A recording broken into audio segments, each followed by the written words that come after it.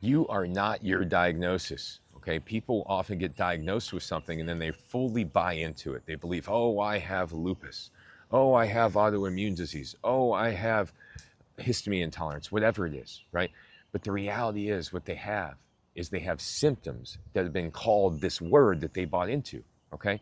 And if they look closer at it and actually realize what their symptoms are and try to make changes in their life and address their symptoms, then they won't feel so threatened by this condition that they quote unquote have. This is why I hate these medical labels. It's because they make people feel sicker. They make people feel worse. Initially, at least they help them identify, oh, I got this, I got this condition. At least I understand why I'm feeling this way. And they think that their symptoms are actually caused by a word that someone made up. How could your symptoms be caused by quote unquote lupus? It's a word that someone made up, right? Okay, so your symptoms are actually caused by something you're doing, okay? Are you eating a bunch of food that's not good for you? The gluten, the dairy, the eggs, the nuts and seeds, the meat, too much meat? Are you living in a moldy house? All right, a moldy house, do you have gut issues? Do you have gut health issues? Is your gut microbiome a wreck? Are you, is your liver, your detox system backed up because you've been eating way too many animal products, not enough fiber, and you've been exposed to toxins?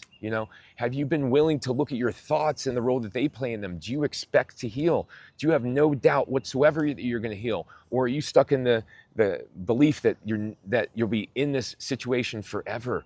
These things all impact your nervous system, your immune system, the way your body feels. If someone told you that you're going to be sick the rest of your life, how does that make you feel? It makes me feel sick just even saying that.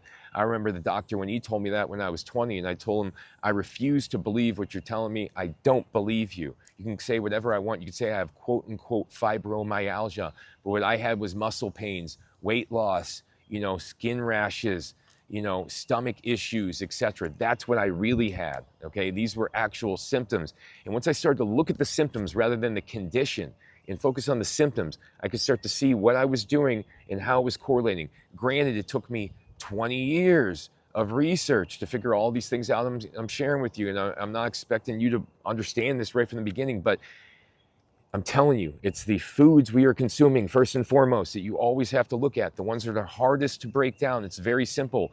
And the hardest food of all to break down is meat. Then we got eggs, we got dairy, we have gluten, we got nuts and seeds. These things are the most common allergens, the most common problems, okay? And you're probably gonna say, oh no, I love meat. No, click, I'm getting rid of this video, right? But you're the one that's not willing to go ahead and dive deep enough to go ahead and heal, right? You're the one that's not willing to do anything to heal. You're just going to keep looking for information that validates your current perspective. And that's why you'll be stuck. That's why you'll be stuck, right? The next thing is moldy house. If you have a moldy house, you got to get out of it or you're not going to get better. If you keep thinking toxic thoughts, you don't believe that you're ever going to get better, then what are you even watching this video for, right? There's no point, right? You have to have faith. You have to have an expectation you're going to heal. You have to have a belief that you're going to draw yourself to the information that will inspire you to make changes to heal. Without that belief, the rest of it is pointless because you can't attract yourself to the healing, can't attract yourself even to the information that allows you to heal. So thanks for watching. Go to my website, endsickness.org. I have hundreds of articles and videos on there teaching you how to heal yourself. Take care.